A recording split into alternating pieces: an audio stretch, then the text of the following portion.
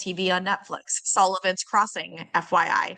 Well, why did I do that? Because like I'm generally tired and am looking for an escape at night. Well, why is that? Because I'm under too much pressure. Why is that? Because, right? The seventh why often gets us to the truth. So, exactly, Carrie Ann. Why? If we're feeling really great, pumped up, why? Right? There's something seven whys in that gets us to the root of like something's really working well or something's really effective. Like, okay, let's find that. So, let's do 3 minutes to just do as many whys as you can, and let's see where we arrive. And then I've got a plan with what we're going to do with that information. So Columbo, let's put 3 minutes on the clock and just do as many whys as you can in those 7 minutes, in those 3 minutes. It helped me recognize so quickly that when the attention is on, oh, the actual why of this project is about young artists and people in New York City, that's so much easier for me to go out and try to sell this product because it's not about me anymore.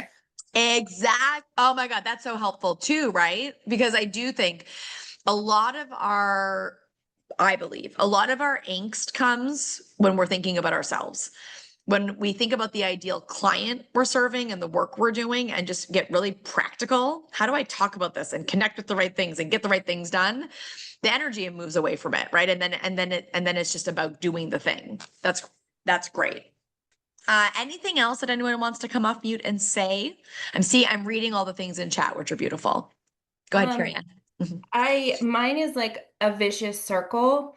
Like I know why I'm stressed, and the why is because I need help, but I don't have the cash flow for the help if I don't get more sales. So it's just this, but I need the help to get the sales. So my why keeps coming back to I need help and trying to figure that out. So it's just like over and my why kept coming back to the same thing. Like I need some help. So it's just a vicious circle.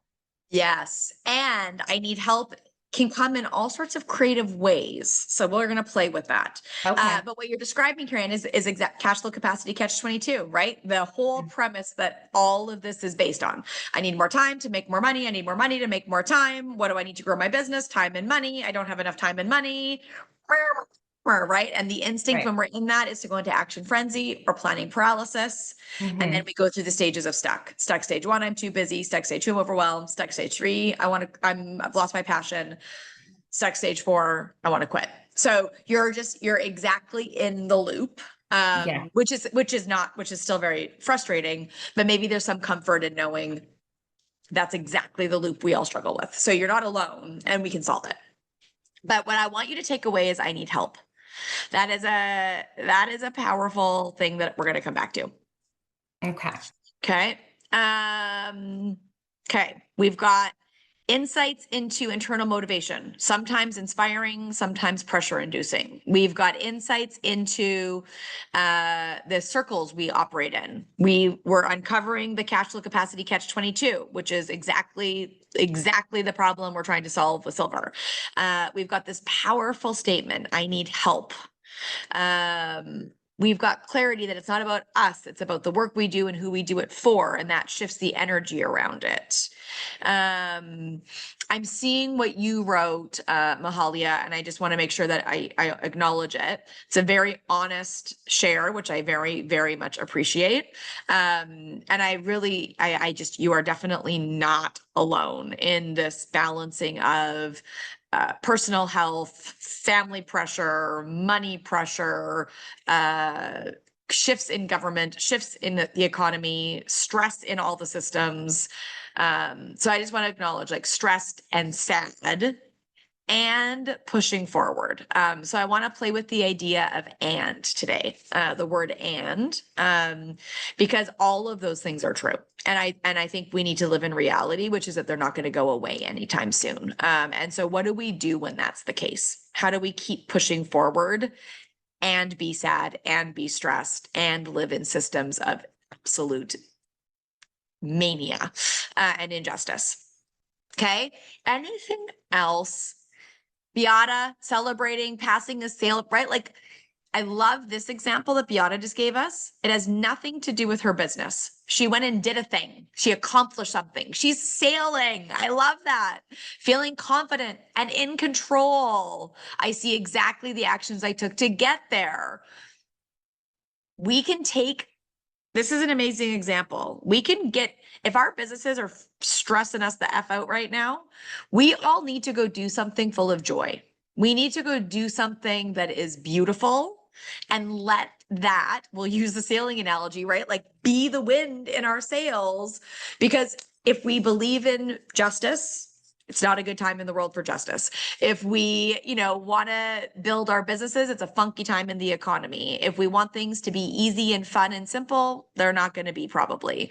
So where can we go find sources of inspiration and joy and confidence and being in control that fuel us? So Beata, that's a fabulous example of just saying, oh, I got it somewhere else, but you can use those feelings to grow your business, right? That energy, which is so great.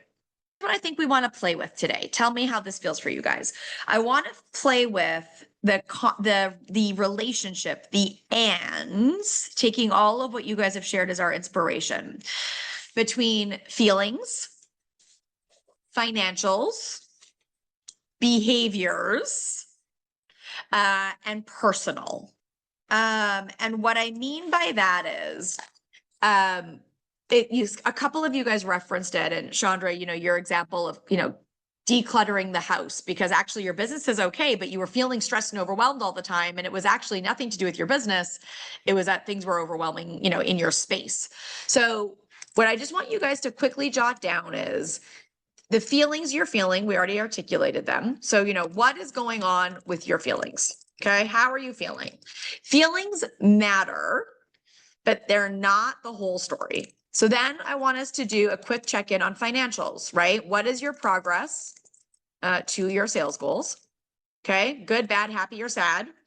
Then your behaviors, right? Your behaviors are that you are taking your time and your money and your energy, and you're using the time and money and energy you have to accomplish your highest priorities. You're not sort of letting the time and money and energy you have get distracted and pulled in a million directions and going to the lowest common denominator.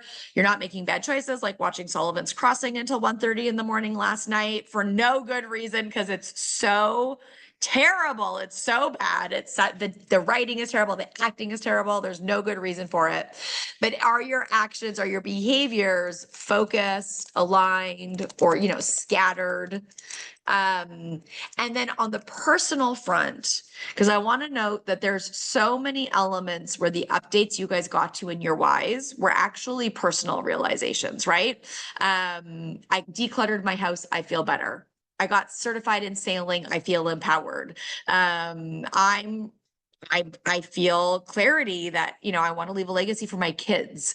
So what is going on in your personal life, right? Is it steady? I'm gonna, another of your updates, you're sick, you're caregiving, you're dealing with your own body or the health of people close to you. Okay. So is it steady and smooth, or is it currently, a bit of a rocky road? And when we look at all four of these things, our feelings, our financials, our behaviors, and our personal reality, part of being strategic is being able to see that they're all interconnected, right? This powerful world, but they are also all distinctly separate. They are not the same thing, right? Having a sick parent that you're caregiving for is not, and feeling deeply sad and stressed about that is very real, but that doesn't necessarily mean that your financials are terrible. Or if your financials in your business are rough, but everything else is in alignment, you're on the right path. So what happens when things are overwhelming, which I think most of us feel in the world right now, is that we have a harder time separating what is a feeling, what is our actual financial reality, what is true about the behaviors, our agency, our control, the things we're doing and choosing, and the personal realities in our life that we're juggling. So I want to just do a really quick check-in. If 10 is like, let's call 10 perfect. If your feelings are being felt and they're giving you joy and they're giving you energy and your feelings are giving you progress. Your financials are safe and sound. You're hitting your goals. You're feeling comfortable with your finances. You pay your bills. They're not causing you stress. Your actions are, you're in groove. You're in step. You're aligned. You're spending your time and your money and your energy in exactly the right way. You are living your most fine-tuned, in flow, high-performing life. And your personal life is steady. It's smooth. It's not, it's giving you joy. It's giving you stability. It's not sort of giving you distraction and overwhelm. That's a 10, right? A 1 is you're anxious and depressed and overwhelmed, and your feelings are just like overwhelming you and distracting you and hijacking you. Your financials are a disaster. There's no money in the bank. Bills are overdue. Stressed about cash flow. Don't know where to find the next dollar. Behaviors, you look at your own behaviors objectively and say, you know what? I am not spending my time and my money and my energy on the highest priorities. I'm pulled in a million directions. I'm scattered. I'm unorganized. I'm unfocused, right? And my personal life is a mess. The reality of my body or the reality of the people that I care about or the space that I live in is either sad or stressful or, really scary or just messy. Okay. 1. So everyone just do a quick, your score could look something like I'll do you mine right now. My feelings are I'm a 5 in my feelings. I'm a 6 in my in Silver Linings Financials. I'm a 7 in behaviors. I'm a 9 in personal. My personal life is very solid right now. Thank God. So I'm a 5, 6, 7, 9. So I would go look at this, right? And I would start to intervene on myself to figure out what I need to do to settle my feelings, right? To get my feelings to work for me, not against me. And I'd start to get to work on what I need to do to further align my behaviors to get our sales goals more solid, right? To get my financials in a better place so that I would be able to use that assessment to figure out what my intervention needs to be, what my focus needs to be. And instead of being overwhelmed by everything, I can get strategic. So if you're all brave enough, throw your numbers into chat. If you want to keep them personal, absolutely do that. But if you want to share them, you can just throw in your numbers in the way that I just did, 5, 6, 7, 9, or whatever your combo is. And as you write those numbers, what happens for you? Is there any clarity that can come from that? Okay. So here's what these numbers do for us, right? We start to understand 2 things, I want to say. A lot of people came into the room feeling tired, maybe sad, stressed. These numbers aren't so bad, Mahalia, I see those numbers. I get that those are harder. Petal, I see those numbers. But actually, when we try to get objective about all the things we're feeling, it can actually sometimes be better than we think. So that's the first thing that I just want to offer you guys. The closer we can get to reality and keep checking in objectively, oftentimes things are better than we think. Our bias is to see what is wrong and to imagine the worst case scenario. Our brains are wired for risk management, not for possibility. And so we often experience things as being worse than they are, or we over index on the things that are bad or hard instead of the things that are going well. So these are actually pretty good numbers across the board. That's pretty good. Sabwa, I see the 4 feelings, 6, 7, 2. Right? My guess is, Sabo, if things are really hard on the personal side, that affects how you're feeling, which makes a lot of sense. But your business in the middle there is kind of doing okay, which is amazing. So how do we help you manage that personal part? Valerie, there I see it again. Okay, so we've got right? So the point is not if the numbers are good or bad. The point is that we can get to see what is really going on. We can get to the reality of what's happening and we can deal with that reality. So for those of you guys who have numbers that are lower, I hear ya. My numbers have been crappy lately. I've got low numbers in some of these areas, depending on the day you ask me. And for those of you where the numbers are higher, we know what to do with that information. So if your numbers are on the higher side, it's time to double down on what's working. It's time to use the positive energy you have and try to push as hard as you can. For those of you guys that have really low numbers, it's time to start doing interventions, not interventions that are scary and hard, but interventions to try to figure out what you need. So here's where we're going to go back to Carrie Ann's I need help. Okay. So when you look at your numbers, I want us to play with these two concepts that came up in our initial updates, and I need help. So imagine what happens if instead of us just saying, I feel tired, if we had a feeling word, right, for all four of those. I feel frustrated that my feeling number is only this. I feel actually quite like invigorated, motivated, proud of myself that my financial number is this. I feel really, like locked in. I feel in flow. I feel really, clear about what I need to do with my behaviors. And I'm acutely aware. I feel concerned that the fact that my personal life is causing me so much discomfort and distress right now. I need to solve that, right? If it's an and, if we can dissect all of them and live in a series of ands, it helps us deal with all of the things that are true. And then we know what we need help with. So I'm going to challenge you guys to take the next step. We see these numbers. We're going to say that they're a series of ands instead of one good thing or one bad thing. And then we're going to be able to see what we need help with. So if I look at my numbers, right, I need help figuring out how to build more accountability into my life so that I'm spending more of my time focused on revenue. Right. Silver lining is taking a lot of me in administrative work. I'm in internal meetings all the time. But if I'm going to fix my 5 financials, I need to go make sales. So I need help. Notice I'm not saying I need help to like magically make sales. I'm going to need some sort of accountability to get myself working on sales more. And I need help from my executive team for them to take on more and get me out of it so that I can be freed up for that. I'm clear what I need. I know I need the help. But Carrie Ann, your help might be totally different. Chandra's help might be totally different again.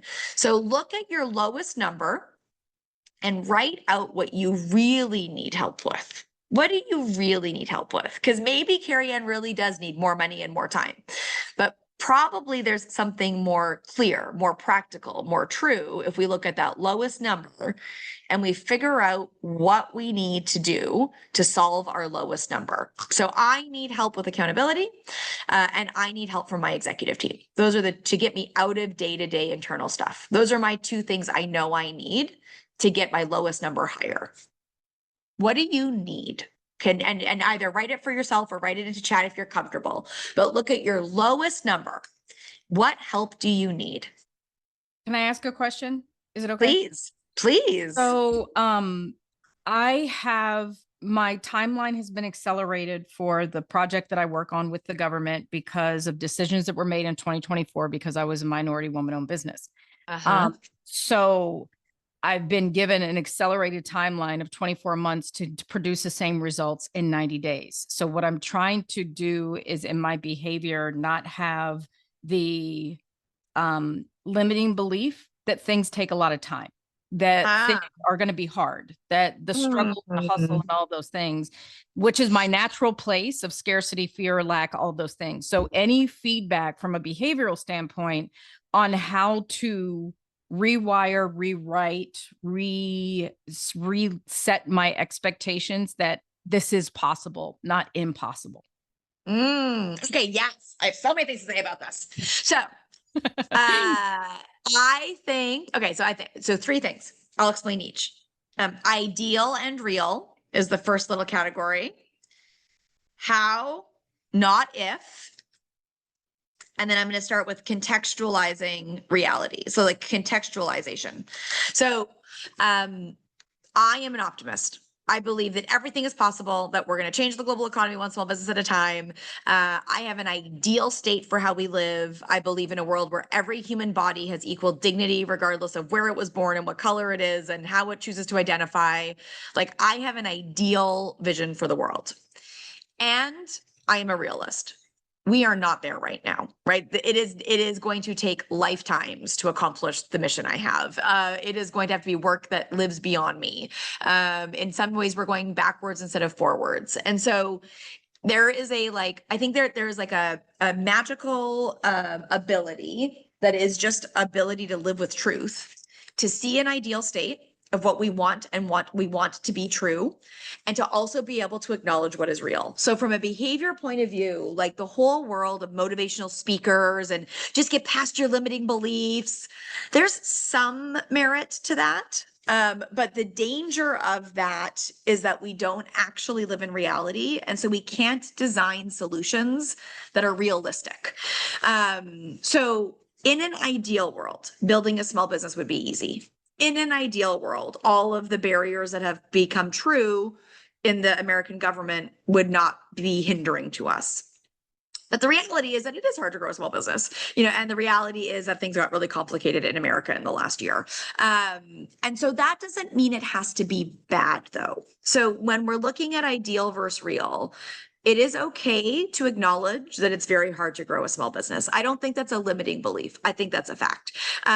It is okay to acknowledge that there is deep systemic injustice in the world that is making it harder for some people to succeed than others. That is a fact. So I believe that from a behavioral science point of view, we need to be able to hold the ideal of what we want to be true and what we're fighting for, and the reality of what is true, without putting any judgment on it. So, Bethany, if you say things take a really long time to get done and it's hard to be a small business owner, I'd say, yeah, that's true. That's not a limiting belief. That's just a fact. Those are truths. Now, what do we do about it is what is important, right? So the first is ideal real. The second is understand the context. The third is move back into action. So in the context of those truths, we can either become victims of those truths, or we can use agency and do something. And so what I believe is a limiting belief would be, it's hard to be a small business owner. It takes a really long time to get things done. The climate got harder to get things done in. Crap, right? I think we have to know those things to be able to make strategic decisions. A limiting belief would be, I'm screwed. There's no opportunity for me. I'm never going to succeed again. My business is over. This is a disaster, right? And therefore I'm going to choose to be stuck or be mad or fall apart. Agency says all these things are true, and I'm a realist. I see what's happening in the world. I understand that this is my reality. And so this is what I'm going to do about it. And I think the way to figure out what to do about it is this, my motto is always how, not if. So if you start to ask if, it's hard to be a small business owner, it takes a long time for things to get done, the world is falling apart. Okay, that's fact. I don't know if I can survive this. I don't know if my business will work. I don't know if I can get this thing done. I don't know if I'll be able to deliver. If puts you into victim mode. If is a limiting belief. If puts you into stuck, right? If leaves you a victim and it leaves you stuck. How is empowering. The world is hard. It's hard to be a small business owner. This is all true. How am I going to solve that? How am I going to get this done anyways? How am I going to figure this problem out? How am I going to adjust my strategy in such a way that holds true to my values, but meets the moment? How am I going to make these sales, right? If what was working before doesn't work anymore. So I don't know if that's helpful, Bethany, but I think there is it's a little bit of a magic move, because what a lot of motivational speakers would say is don't let reality get in the way. Well, I'm sorry, reality is in the way right now. Reality is here. It is a fact that these things are true. So we absolutely need to acknowledge them. We have to then be strategic, right? This is where I think business strategy and what we're trying to do with Silver is different than woo-woo motivation. We're running businesses. It's a very practical thing we're doing. We need to set financial goals and hit those goals. We need to design the right actions to accomplish those outcomes. And we're doing it with this contextual reality that our emotions and our bodies and our minds and our context, is relevant. So it's a long way of saying it's true. It's not limiting to address what is true. In fact, I think it's critical to address reality. If we can hold our ideal state, we can accurately assess current reality. Don't be over optimistic or over doomsday. What is really true? What is really real? And then ask how we need to respond, not react, based on that information. We can choose even if it's hard, even if things are out of our control, to operate with how, not if. We can choose, right, our response to it. That is when we live in like agency and power, even when we live in an unideal reality. Does that help though, Bethany? If it doesn't, say more and let's keep working this out. Yes. So I think this helps broadly how I can shift my perspective on crappy days where things aren't going that way. Any tips on how to shift and not be stuck in this stuff? Yeah, you can say it. Do you want to say it? Do you want to say the real Not word? be you were stuck in gonna the say? shit. Yeah, Like- there you go. I figure, yeah. I'm sorry. So I have developed, so I'll say this, 2025, I've been in business for 20 years. This is the hardest year I've ever had in business. And I keep saying, and this is not a limiting belief, this is reality. I have never had to work so hard to make such little progress in my life. It is crazy. It is ridiculous. Like it is frustrating and it is annoying and it is unnecessary and it's all the things. And so my long-term partner, Mike, we're not married, so I call him my boyfriend, but it makes it sound like we're 12. But Mike, there was a couple of days, a couple months ago where I was just like so frustrated, like not as in I'm going to quit silver lining, but just like, oh my God, like how could everything be hard right now? How is it possible that everything is hard right now? This is so dumb. And I said to Mike, I'm like, listen, I need to cry. I need to watch bad TV. I have fallen off my horse. I will get back on my horse. I know myself. I am someone that will figure this out. But right now, I do not want to figure it out. I am off my horse. I don't want you to talk to me. I don't want you to problem solve. I just need to be here for a minute. And then I did that. And I just did what I needed to do for a minute. And the next morning I woke up and I was like, okay, I'm back on my horse. So for me, what I've done is I have developed language for myself to say, off my horse right now. I'm not going to be able to operate the way my ideal self operates. I am not going to be able to just like keep pushing through. I am not going to be able to some days I have a hard meeting and then I just like pull myself together and I go to my next meeting. And for reasons beyond my understanding, some days I can't. Some days it's just really hard and it all stacks up and I've lost my, oomph. And I'm off my horse. It doesn't mean I'm going to be off my horse forever, right? It means that in this exact moment, I am off my horse. And I usually get back on my horse in hours, worst case, a couple days. But I notice when I note, oh, I'm back on my horse. I can do the things again that I need to do. So I would encourage us all to find that language. You can use that language if it's helpful, but I have learned to understand when I am off my horse. And so the pushing and the fighting and the keeping on going is actually not helpful. It's just aggravating. And so I just let myself be off my horse sometimes. And I'm not off my horse every day. I'm probably off my horse 1 out of 90 days, right? Where I'm just like, I call it. I'm calling it. I'm off my horse. I cannot do this right now.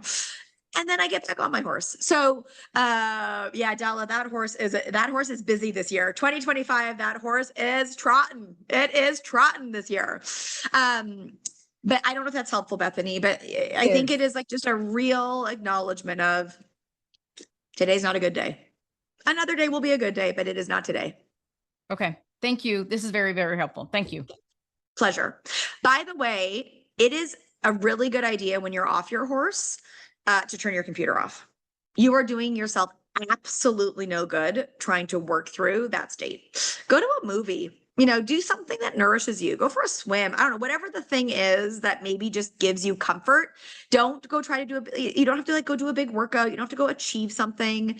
Give yourself comfort. That is really the antidote to those bad days, right? It's comfort. What is the thing that will just give you a little bit of comfort so that you can nourish yourself, not challenge yourself? And then you're like everyone in this room, we're naturally motivated people. We're here trying to do things for our lives, for our families. We're going to get back on our horse, right? And don't despair would be the other thing. Trust yourself. You'll get back on your horse, but let it happen, right? Don't push it. Okay. Thank you so much. Okay, pleasure. It's a great question because I think we're all probably falling off our horse more regularly these days, than previously. Here's what I want us to do is, again, if you guys have sort of gotten to know me at all, or if you've come to the meets that I lead, what I'm always trying to help us do, and this is the behavior modification element of this, acknowledge our feelings, try to understand reality, what is really going on, look at our behaviors and the relationship between our realities, our actual progress, our behaviors, understand the personal stuff that can either give us, energy, like Beata's example, or the personal stuff that can be pulling us down, like what Valerie's going through. And then not judge any of it. None of it is right or wrong. None of it is good or bad. It just is what it is. And then we decide what to do about it. What kind of help do we need? What interventions do we do? How do we move into action? How do we ask how, not if? And so if we go into the platform, what I want to show you guys is basically 4 things to think about. So let me share my screen. Right here is the SLAP you built, the plan you built with every section filled out. And there's a summary right here at the beginning where you can see exactly the plan you've built, right? What your ideal client is, what your silver statement is. I'm using Rhonda's account because she's such an all-star and that all of you guys can all just be impressed by her. I'm not going to show her financials, but I am going to use the account as an example. So the first thing to do when you're trying to ask how, not if, is to get focused, to get grounded, to ask yourself, do you have a clear enough ideal client and silver statement? The things I want you to be looking for specifically, and let me just go back and say this, when things are overwhelming, the answer is to do less, not more. When you are struggling with sales or cash, the answer is to do less well, not more. When your family life is overwhelming you and you've got so much responsibility, the answer is to do less, not more. So the answer is always less, not more. The answer is cutting out whatever you can. So when I look at someone's ideal client and their silver statement, I'm looking for 2 things. I'm looking for specificity and I'm looking for niche. So when I look at Rhonda's ideal client, right, I can immediately see who Lisa is, clear. And then I go look at her silver statement, her what statement. So she provides event planning, management, and coordination services. Clear. Simple, right? Sometimes I go look at your guys' accounts and, she provides coaching and consulting to everybody on a global scale. Well, how the heck are you going to find your customers, right? That is so uninspiring, so unclear. So when you're trying to get your numbers up, right? If you're trying to increase your feeling numbers, your financial numbers, your behavior numbers, the answer always is come look at what your what is. Can you make it more specific? It feels counterintuitive, but the more niche you are, the more specific about what you do, the more you will succeed. So your what? Is your ideal client clear and true? And is your what specific and niche? Those are the 2 strategic questions to ask if you're trying to increase your numbers. How can you get further focused, further aligned, further specific? Okay. The second question to ask yourself is to take a good hard look at this ideal client and to ask yourself with real honesty and integrity, am I spending all of my time, money, and energy trying to connect with this ideal client? What often happens is that you guys create your ideal client profile and then you get scared about money and you just start selling anything to anyone and you lose your focus on your ideal client. I will bet my career on this fact. If you have one ideal client and you do a really great job of going deep, not wide, you will make more money. I guarantee it. The instinct is to have 2 or 3 ideal clients or to make your ideal client really vague.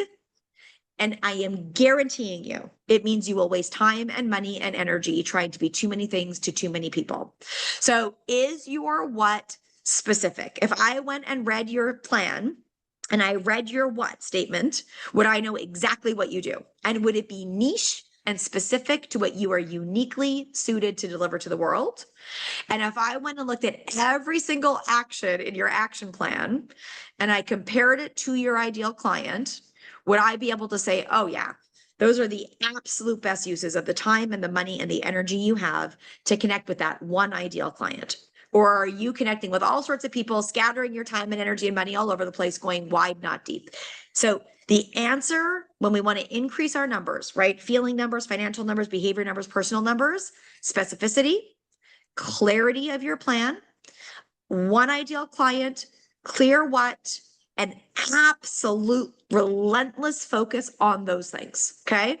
Now, the next thing I just want to go really quickly look at is the actions. The baller move to success is adjusting your actions. You don't get to change your silver statement. You don't get to change your plan unless it's not a good plan and we have to fix it. And you don't get to change your sales goals. You must change your action items. You must delete campaigns that are not your highest priority. You must go add new campaigns that are going to be a better use of finding your ideal client. You want to be in a constant evolution of how you're connecting with your ideal client. So go look at your action items. When you look at this list of campaigns, do you honestly believe that these are the actions you need to take to connect with your ideal client to hit your goals? If you don't have the right campaigns in place, delete the ones that are not good and go add the ones that are good. Change the campaigns. This is where you innovate. This is where you play. This is where you adjust. This is where you say, nope, delete, add, yes, try this. This is where you experiment and you find the campaigns that make the most sense. Okay. And then the last thing I'm going to say is the number one way to get help at Silver Lining is to click this book a call button. You can get any help you need. You need emotional support. You need to vent about how your dad is sick and you don't know what to do. Book a call. You need strategic support to like go in and to fix your what so it's more strategic. Book a call. You want someone to sit with you and figure out how to, cut your least performing action items and go through the campaign library and find the right campaigns to grow your business. Book a call. So if you want to know the 4 things to do to improve your results, number 1, really give yourself a look in the mirror and ask if every time you spend a minute of your time, $1 of your money, an ounce of your energy, you are talking to and connecting to your ideal client. Ask yourself if you are being specific enough about what you do. Are you building a niche for yourself or are you praying and spraying everywhere, hoping something will work?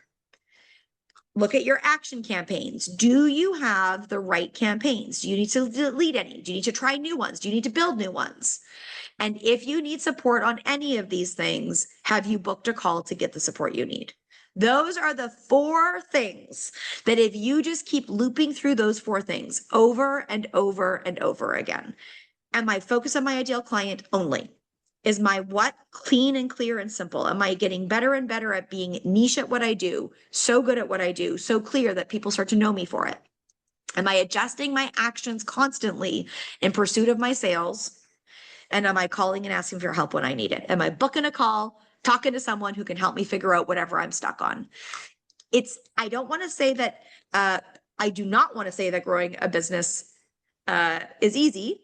As we've established with Bethany, it is very freaking hard. And we need to acknowledge that because we should be proud of ourselves. We should be proud of ourselves for doing what we do. It's really hard, but it's really simple.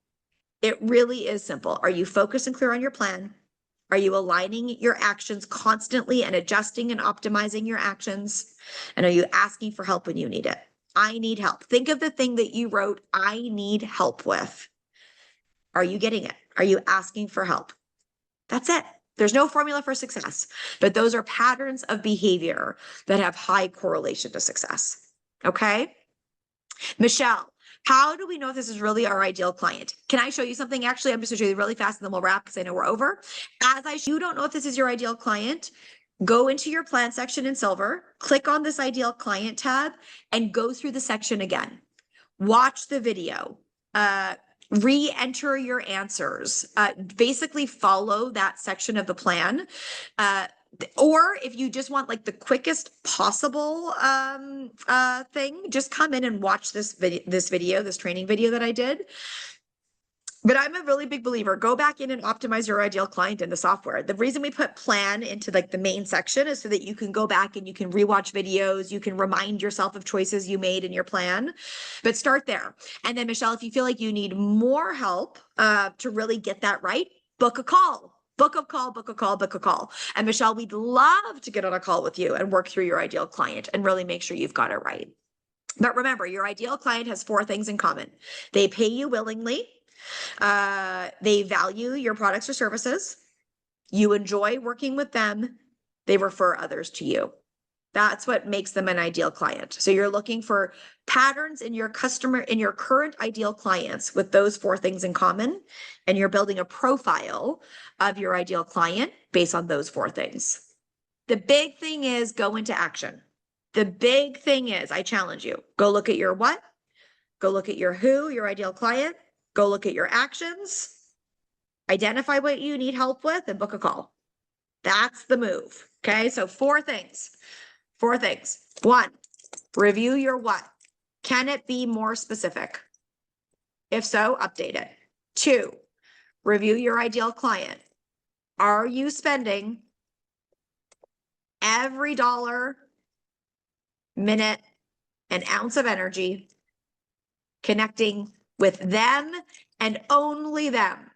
Number 3, can you optimize your actions? Delete or add or adjust campaigns. Okay, in your plan, in your action section. Number 4, book a call. Use that button. Get what you need. Take that thing you said you need help with. Get the help you need. All right, my friends, I love being with you all. To be continued.